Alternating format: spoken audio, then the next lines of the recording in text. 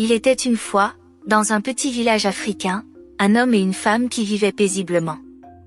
Ce couple, aimé et respecté de tous, attendait avec impatience la venue de leur premier enfant. Pendant 9 mois, la future mère prit soin de son ventre arrondi, rêvant du jour où elle tiendrait son bébé dans ses bras.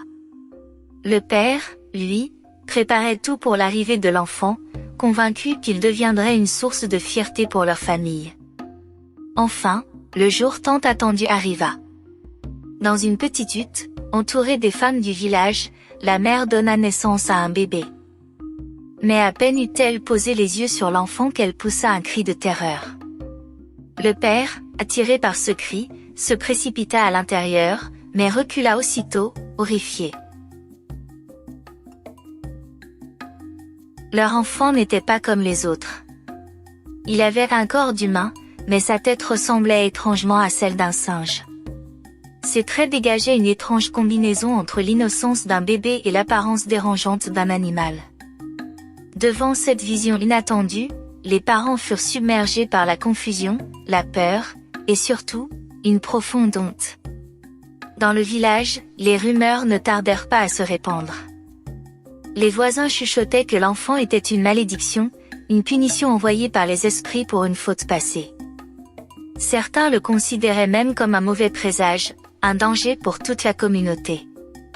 Le couple, qui avait espéré l'amour et les félicitations de leur entourage, se retrouva isolé et méprisé.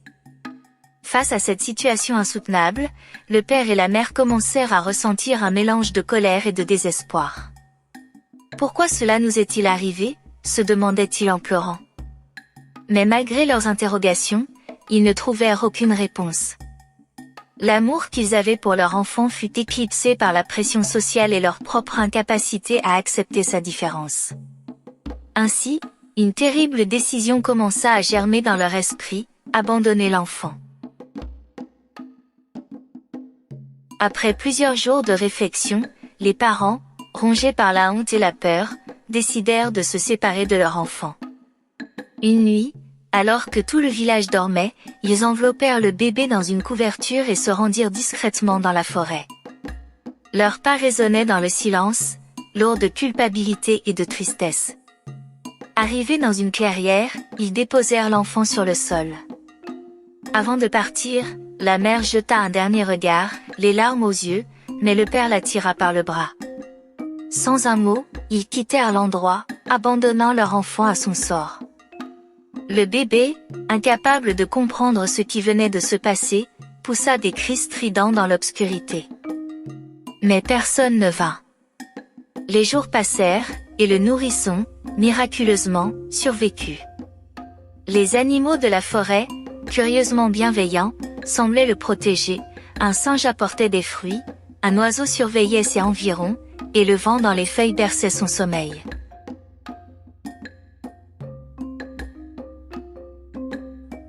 Les années passèrent, et l'enfant grandit. Habitué à la solitude, il apprit à se déplacer rapidement dans la forêt, à grimper aux arbres comme un singe et à chercher de la nourriture. Mais ce que personne ne savait, c'est qu'il subissait une transformation extraordinaire. Peu à peu, les traits simiesques de son visage disparurent. Sa mâchoire s'affina, son front s'élargit, et ses yeux prirent une expression pleinement humaine. Il ne comprenait pas pourquoi il changeait, mais il accepta cette évolution comme un fait naturel. Entre-temps, il observait parfois les humains qui traversaient la forêt. Fasciné, il commença à les imiter, à copier leur façon de marcher et de parler. Grâce à son intelligence remarquable, il finit par maîtriser quelques mots, puis des phrases complètes. Un jour, il croisa un vieux chasseur qui, au lieu de le repousser, lui offrit de la nourriture et lui parla gentiment. Encouragé, l'enfant devenu adolescent décida de quitter la forêt pour découvrir le monde des hommes.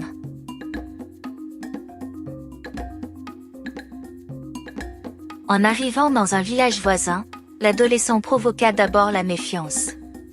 Sa tenue rudimentaire et ses manières sauvages inquiétaient les habitants. Mais son intelligence, sa force et sa capacité à apprendre rapidement impressionnèrent bientôt tout le monde. On lui donna des vêtements, on lui enseigna les coutumes locales, et il devint un membre respecté de la communauté. Avec le temps, il développa des compétences précieuses, il excellait à la chasse, réparait des outils et aidait les plus âgés. Sa réputation grandit, et on l'invita à participer au conseil du village. Sa sagesse et son courage lui valurent bientôt le respect et l'admiration de tous. Cependant, l'homme portait toujours en lui la cicatrice de son passé.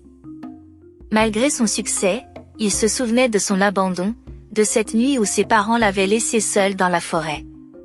Ce souvenir douloureux le poussait à se surpasser, mais aussi à garder une certaine distance avec ceux qui l'entouraient. Un jour, ses parents biologiques, qui avaient entendu parler d'un homme extraordinaire dans un village voisin, décidèrent de s'y rendre. Lorsqu'ils virent cet homme, ils furent frappés de stupeur. C'était leur fils, celui qu'ils avaient abandonné des années auparavant. Mais à présent, il était méconnaissable, un homme grand et fort, doté d'un charisme indéniable. Lorsque ses parents se présentèrent devant lui, ils furent submergés par l'émotion. La mère, les larmes aux yeux, tomba à genoux devant lui. « Mon fils, pardonne-nous. Nous avons fait une terrible erreur. Nous étions jeunes, effrayés, et influencés par la honte. Mais aujourd'hui, nous voyons combien tu es devenu exceptionnel. Reviens avec nous, reprenons notre vie de famille. » Le père, plus réservé, hocha la tête en signe d'approbation, incapable de prononcer un mot. L'homme les regarda longuement, ses yeux remplis d'une étrange tristesse mêlée de dureté. Pendant un instant, il se souvint de cette nuit froide où il avait été abandonné, de la douleur de ses premiers jours seuls dans la forêt. « Vous m'avez abandonné, dit-il d'une voix calme mais ferme. Vous m'avez laissé seul, comme si je ne valais rien. Vous n'étiez pas là pour mes premiers pas, pour mes luttes, ni pour ma transformation. Tout ce que je suis aujourd'hui, je le dois à moi-même, et à la forêt qui m'a accueilli. » Pave. La mère sanglota davantage, mais il resta impassible. « Je ne ressens ni haine, ni colère. Mais je ne peux pas vous accepter dans ma vie. Ce que vous avez fait ne peut être effacé. Retournez chez vous, et portez ce poids comme je l'ai porté toutes ces années. » Les parents, dévastés, comprirent que leur fils avait pris une décision irrévocable.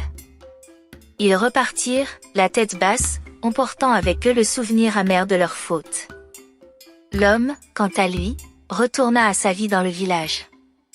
Il avait trouvé une nouvelle famille parmi ceux qui l'avaient accepté tel qu'il était. Ce passé douloureux, bien qu'inoubliable, lui avait donné une force et une sagesse inégalées.